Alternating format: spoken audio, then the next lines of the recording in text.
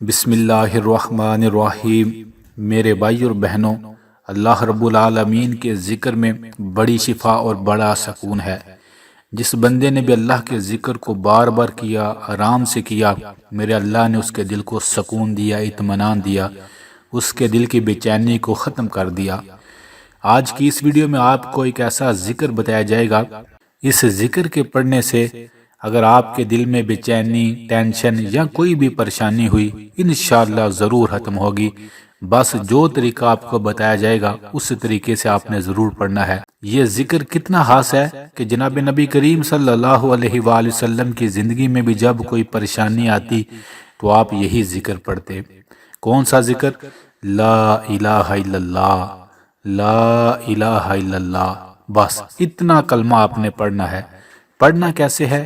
جب بھی آپ کے دل میں ٹینشن ہو، پریشانی ہو، غم ہو، تو آپ نے تھوڑا سا اونچی آواز میں، اتنی اونچی آواز میں پڑھنا ہے کہ آپ کے کانوں تک ضرور آواز جائے، اور پڑھنا آپ نے بالکل آرام سے ہے، جتنی آرام سے ہو سکے آپ نے پڑھنا ہے۔ لا الہ الا اللہ، لا الہ الا اللہ۔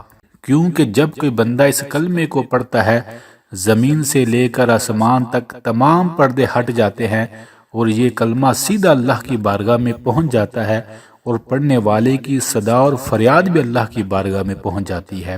اللہ اکبر۔ تو اس کلمے کو آرام آرام سے پڑھنا ہے، بار بار پڑھنا ہے، دل سے پڑھنا ہے، درد سے پڑھنا ہے، اور پڑھنے کے فوراً بعد اللہ تعالیٰ سے دعا کرنی ہے جو بھی آپ کی پریشانی ہوئی۔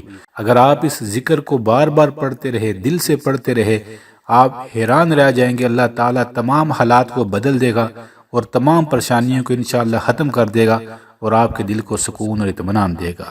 ابھی سے پڑھیں، لا الہ الا اللہ، لا الہ الا اللہ، محمد رسول اللہ صلی اللہ علیہ وسلم۔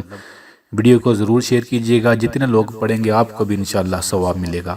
آخر میں ہم سب مل کر اللہ کی بارگاہ میں دعا کرتے ہیں، ان تمام بھائیوں اور بہنوں کے لیے دل سے جو کمنٹس میں دعا کا کہتے ہیں، جو نہیں بھی کہتے۔ اے میرے پاک اللہ، ہر انسان کے ہر غم اور پریشانی کو دور فرما دیجئے، آمین آمین۔